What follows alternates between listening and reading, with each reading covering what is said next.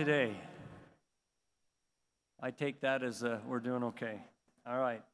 Welcome to day 2 of our annual CRWUA conference. We appreciate you all being here. Again, grateful to all of those who have participated and will participate. Yet, I know it and recognize the fact that it takes a lot of time to prepare and to make presentations, and so I'm grateful to everyone who has been willing to do that. This morning, we will begin our conference with a presentation by Carly Jerla. Carly is the Senior Program Manager for the Bureau of Reclamation, and all I have for Carly is a tremendous amount of respect. She has been incredibly valuable, incredibly important, and timely in preparing information, providing updates, giving us the best information we can have in the modeling space, and appreciate her willingness to share with us some of Reclamation's thoughts on where we are and where we're going. So Carly, we would love to have you come up, and let's give her a round of applause.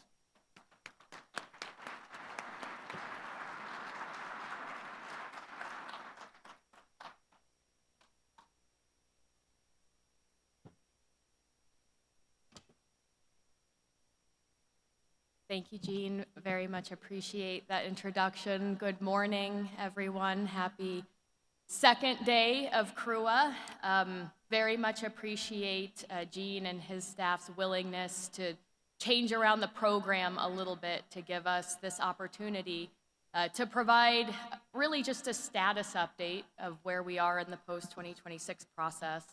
It's important information, we think, to set the stage for the discussions that will happen in the panels later today, but also, various side conversations that will be happening throughout the remainder of the conference as well. So I would suggest, if you're hiding out in the back, to move closer. I do have a lot of detailed slides with small words. We're going to go through some of the details that are within our range of alternatives. As you all are aware, we published and identified the alternatives that we're intending to move forward for consideration in the draft EIS on November 20th. And we published narrative descriptions. They had some operational detail, but just mostly narrative descriptions. We're anticipating publishing an alternatives report near the end of the year.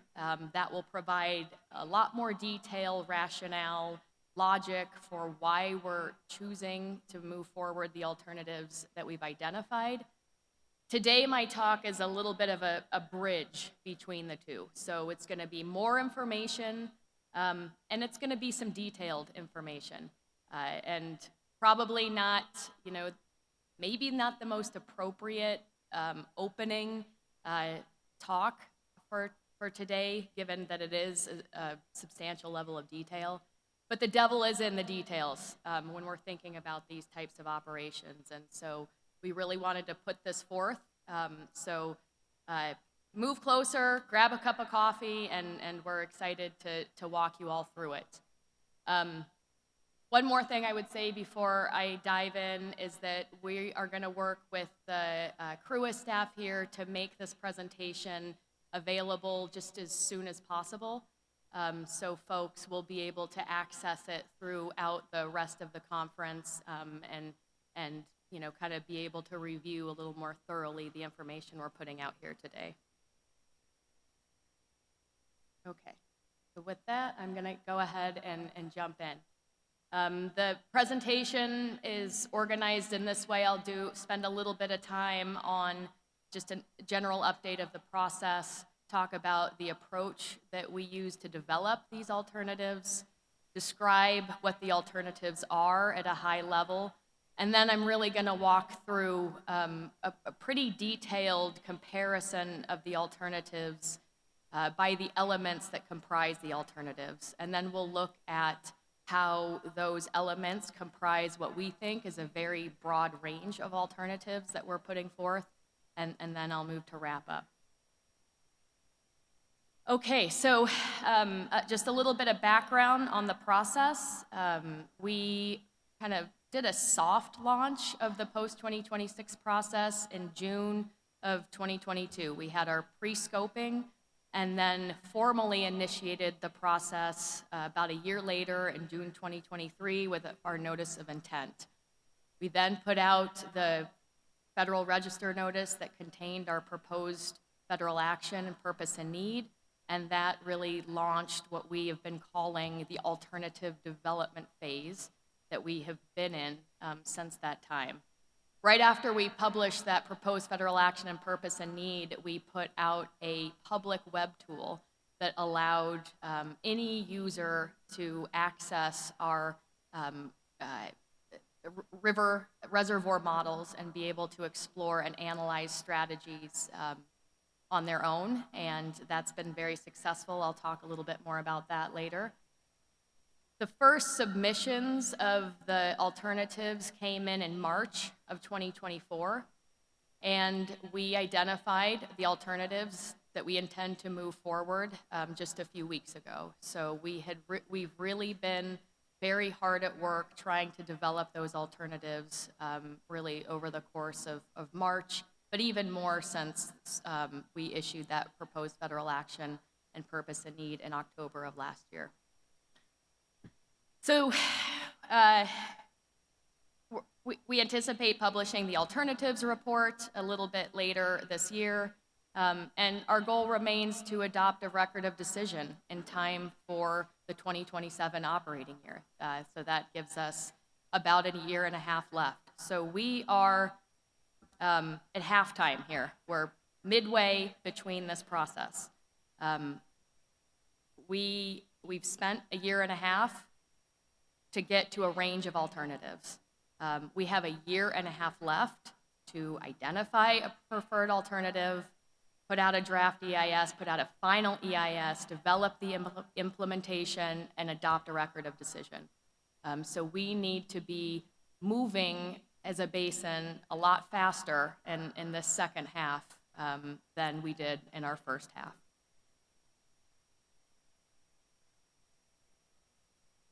So a little bit about the alternatives development here. So we have been iterating and reiterating ad nauseum to some extent the need for a broad range of reasonable alternatives.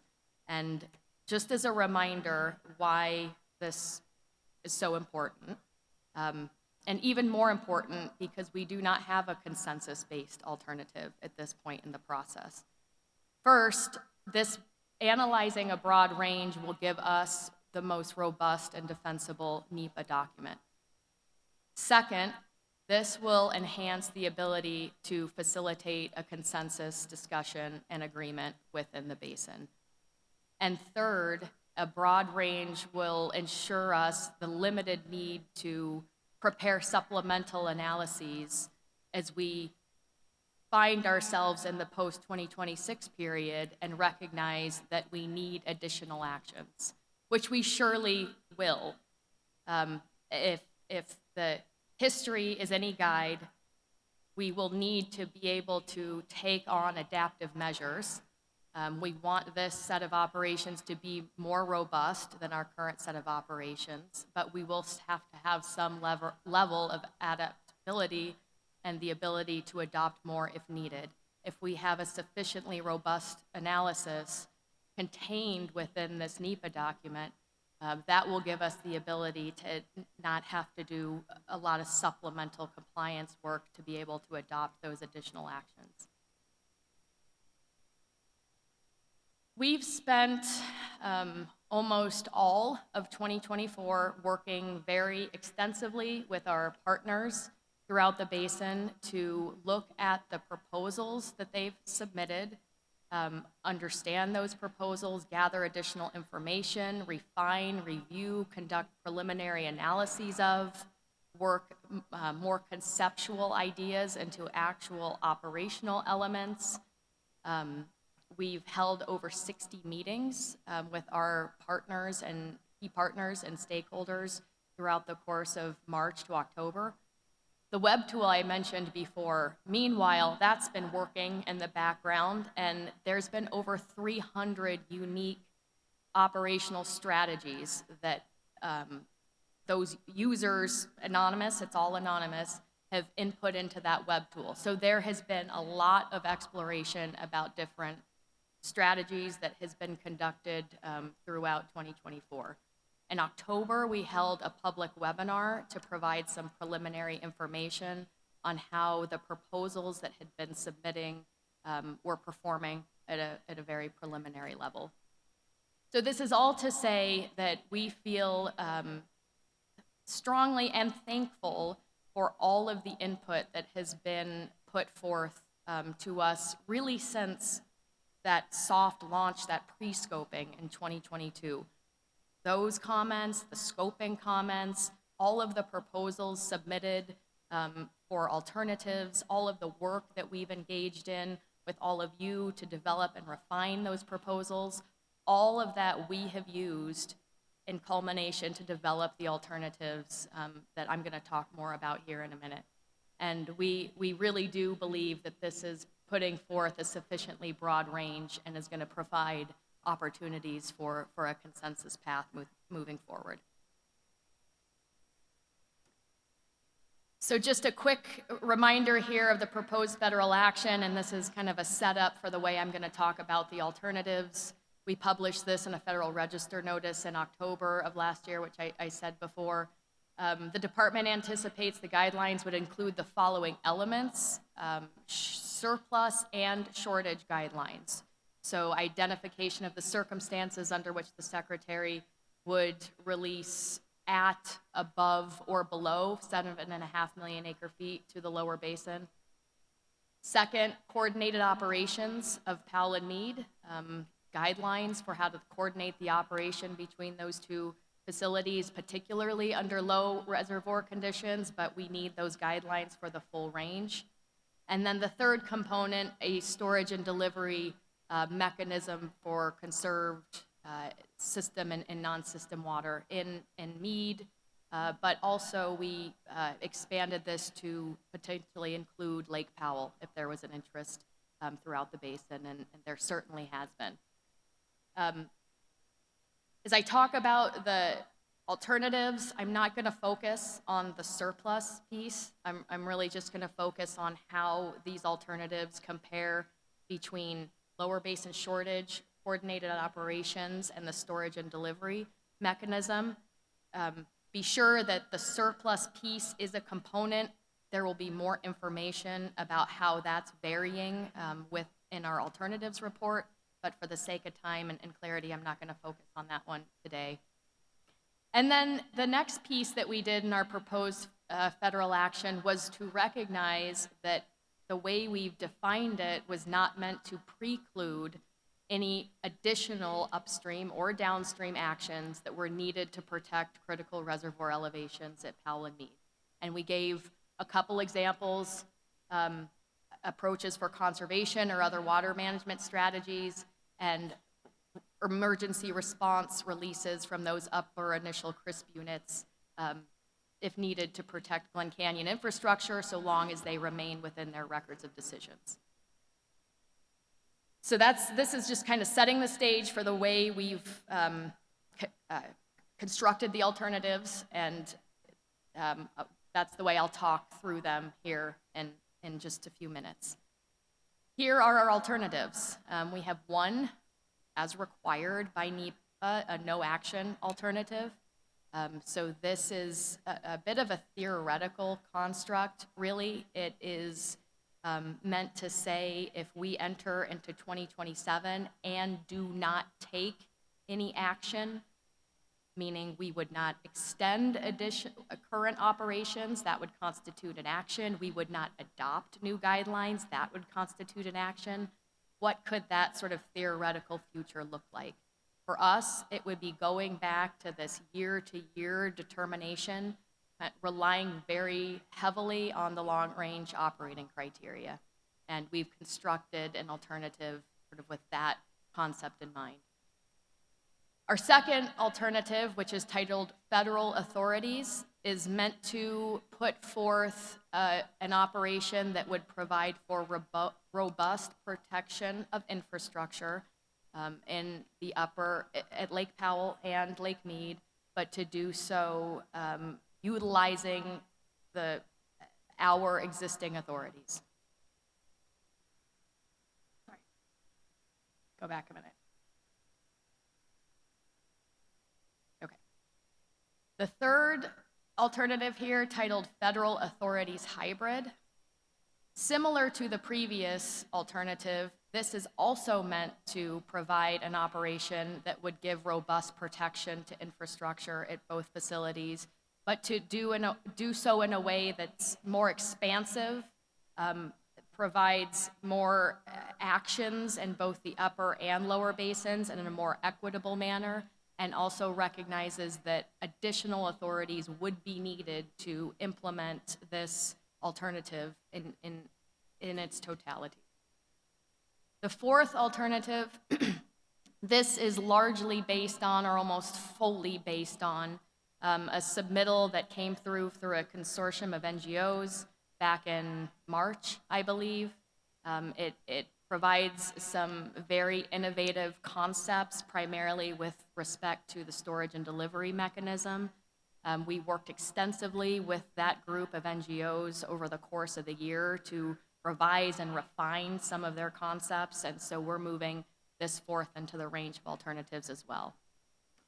And then lastly, titled the Basin Hybrid alternative, we developed this alternative by taking key elements that led to sustainable operations from both the upper basin alternative, submitted alternative, the lower basin's submitted alternative, looked for areas of overlap, and also folded in some tribal concepts as well. And putting forth, again, all of these alternatives to help facilitate a consensus discussion throughout the basin. Notice there's no preferred alternative put forth here. And I would maybe not be going too far to say the preferred probably isn't any single one of these alternatives. The way we've really constructed this was to ensure that these concepts were grouped together in a thematic way to allow for the possibility to kind of mix and match as these consensus discussions hopefully continue, and through the NEPA process, be able to adjust these alternatives to move forward to identify, hopefully, that consensus preferred alternative. Okay, we're almost there. A little bit just about what's common to all of these alternatives. I'm not going to walk through this in detail. This was published as part of kind of the narrative package that we released on November 20th. So I'm not going to go through this in a lot of detail. I do want to call out a couple things, though, in here that are significant. And the first one is within this first bullet. So this bullet is saying that all of these alternatives will be subject to a full impact analysis within our NEPA process, obviously. So a couple important notes here. One thing, we want to ensure that when these alternatives are reviewed, they're looked at in terms of their trade-offs. So you can't just look at Powell and Mead elevations, for example, and make a decision about whether that's an acceptable or robust alternative. There's a lot of different factors at play that lead to that performance. What type of upper basin activity, what type of lower basin shortages are taking place to get that, to arrive at that type of reservoir protection? What type of releases are being made from Lake Powell? How does that line up with the implementation of the long-range operating criteria, which is what we have expressly said that this set of guidelines is meant to do, as was the same with the 2007 guidelines. We are going to be implementing the long-range operating criteria. So we will ensure that when we start to look at the performance of these alternatives, we're doing so kind of in a comprehensive way so that the trade-offs to get to this level of reservoir protection is made very apparent. Compact compliance. Not going to go into that a lot, but I am going to say for us, our surrogate for that is the long-range operating criteria. It's the implementation of the LROC. That specifies the minimum objective release of 823 from Glen Canyon Dam. And so as part of those metrics, when we look at trade-offs, we will be looking at deviations from that minimum objective amount. And that's another point that's sort of embedded within this first bullet. Second point, the releases you see when we go through this can always be less. There's real infrastructure constraints at Glen Canyon Dam, and that will be, releases will be constrained appropriately when those physical constraints kick in. Third point, the shortages can always be larger because we can't go below dead pool at Lake Mead. So the shortages you're gonna see here are not necessarily the maximums. They're the maximum policy shortage, but could always be a bit larger. Secretary always retains the authority to respond to emergency conditions. We're not trying to capture all of that within these alternatives. And then the last point with respect to Mexico, the volumes here are contemplated to be total lower basin volumes, which would be lower basin states and a portion for Mexico. We will work through the proper channels and consultation with IBWC and the Department of State to work through what those modeling assumptions will be for the purpose of this activity. This is very much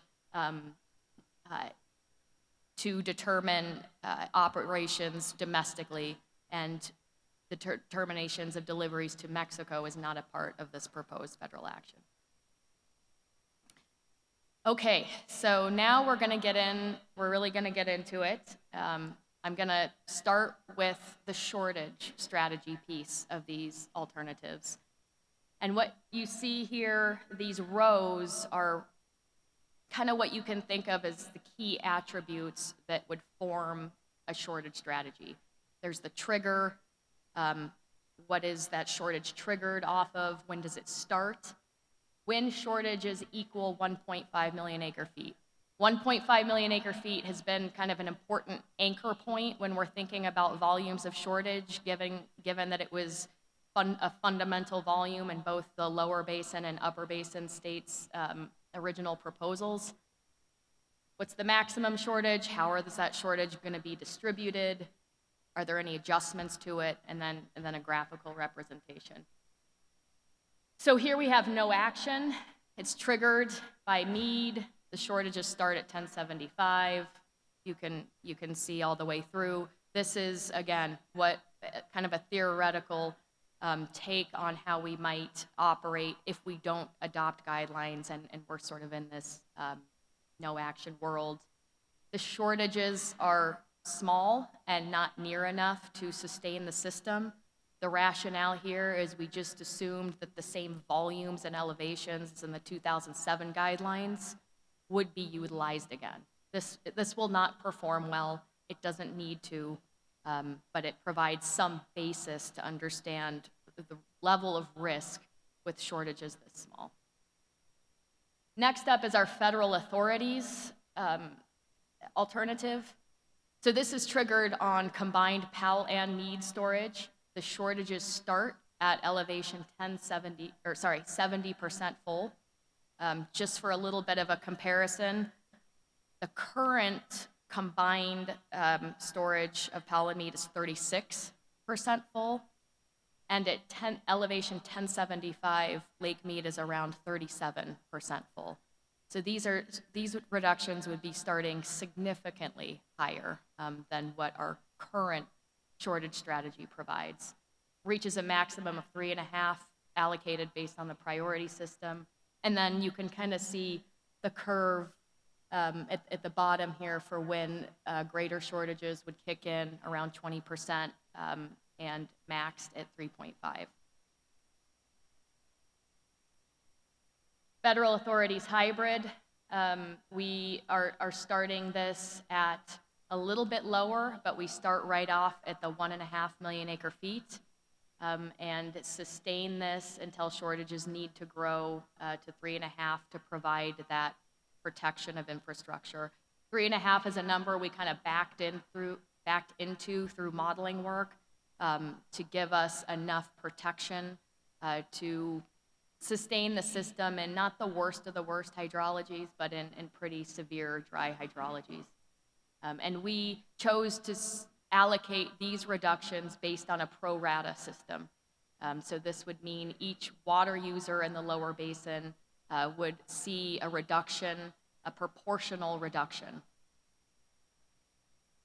The cooperative conservation reaches, again, starts shortages high. They reach 4 million acre feet. The distribution is priority with a state-specific distribution up to 1.5. So in this, the NGOs are adopting the state-specific volumes that were put forth in the lower basin states' original submittal, and then allocating those reductions based on the priority system within those state-specific volumes.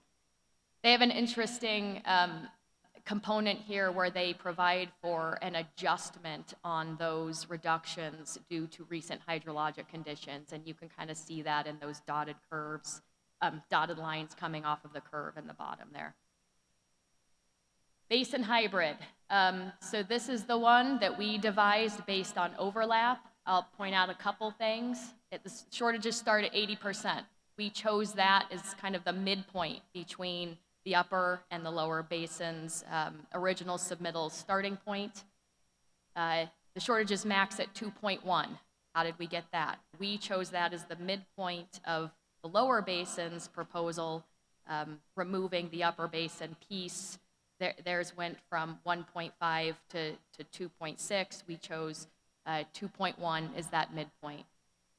And the distribution, there's 4 distributions going on here. Pro rata, priority within their state-specified volumes, and then that again, but fully protecting tribal water.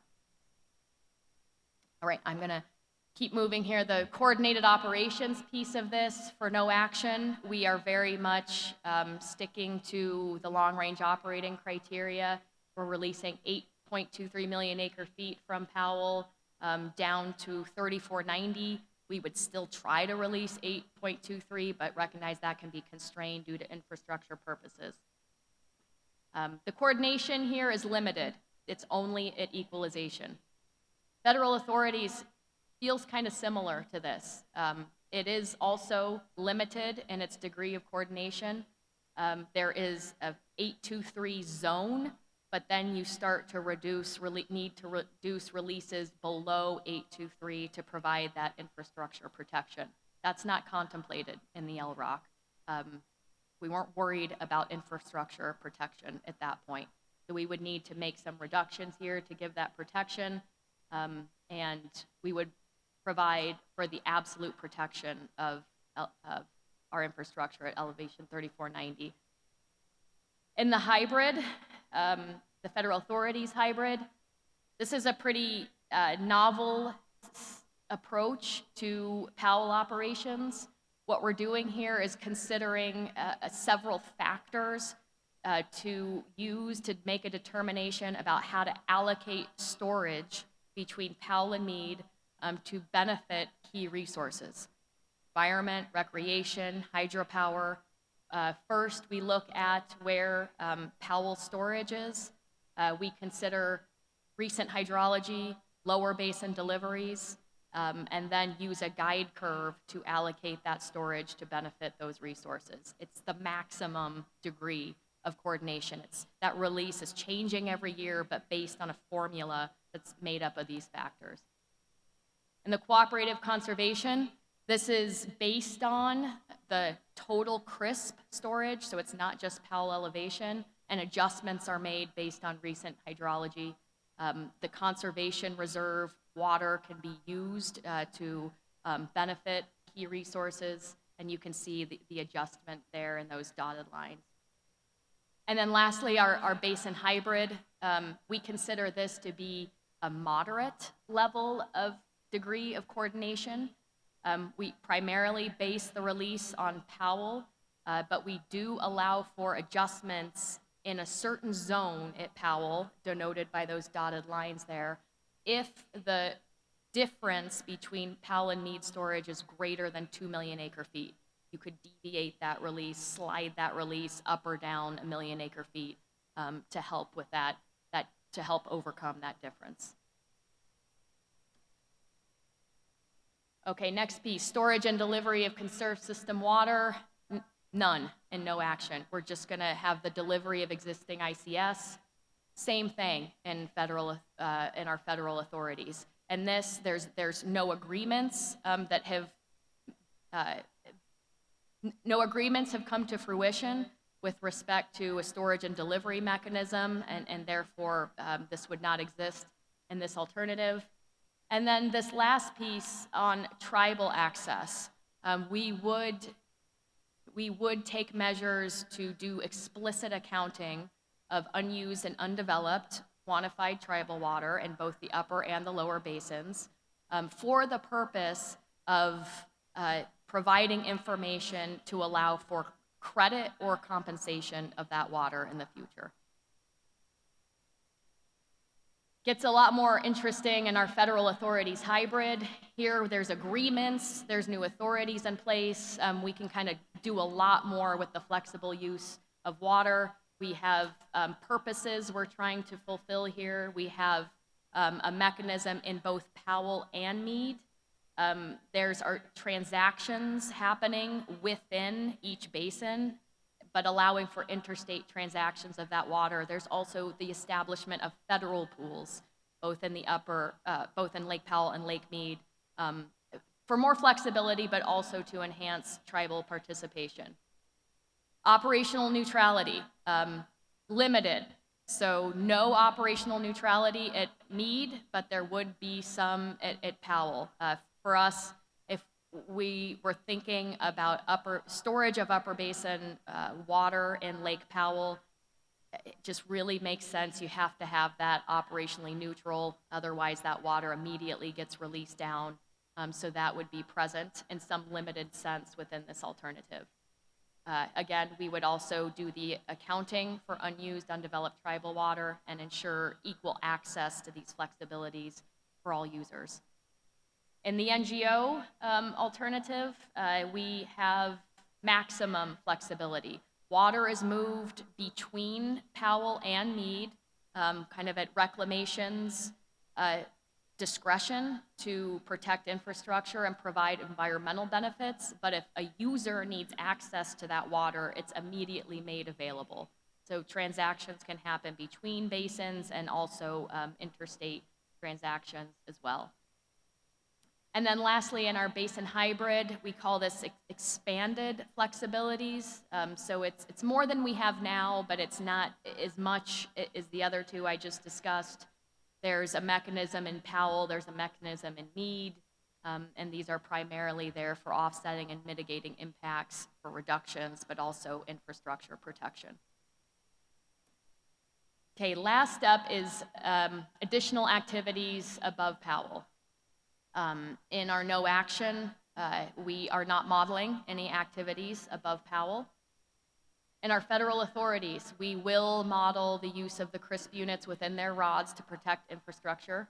No other activities included. In federal authorities hybrid, we still have that CRSP infrastructure protection water within rods happening. We also have upper basin conservation taking place, up to 200,000 per year, variable depending on the hydrologic condition. It is stored within Lake Powell in an operationally neutral setting for purposes of lower basin shortages determination, and then that water would be converted into system water and then made available for release per the Powell operation if the lower basin reductions exceed 2 million acre feet. The other one here is that we are not modeling, but contemplating the potential for other activities in the upper basin, such as the reopening of the record of decisions for those upper initial CRSP units, additional processes and consultation with the UCRC and the upper basin states is needed to seek additional reductions in the upper basin should they be needed to deal with dire hydrologic situations. In the NGO alternative, very similar. There's conservation taking place. It averages 200,000 acre feet per year. It can be stored in Powell or Mead. Again, Reclamation would have the ability to decide where that water is stored, and it would be converted to system water when the lower basin reductions exceed 2 million to help bring that total reduction back down to 2 million. And then lastly, in our hybrid, there's up to 100,000 acre feet per year. It's stored in Powell, it's operationally neutral, and it's converted a maximum of 300,000 to system water when those lower basin shortages exceed 2.1 million acre feet, and that calculation is done, the 300,000 is a maximum. That calculation is done in consideration of the upper basin hydrologic shortages that have taken or are taking place.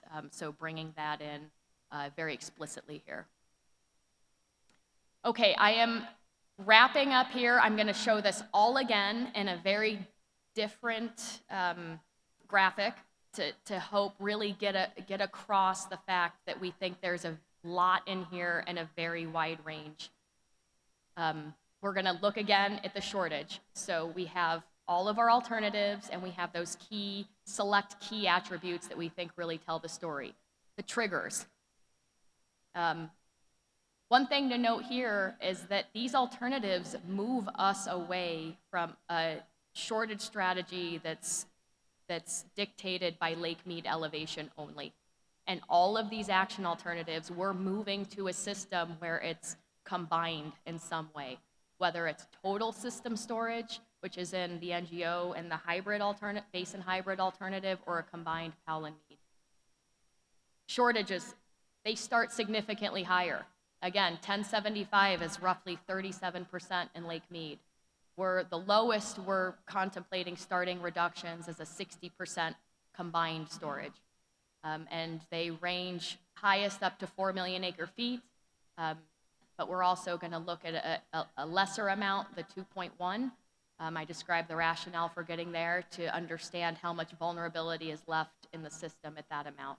And we have a wide range with respect to distribution, again, to provide the space for those consensus discussions.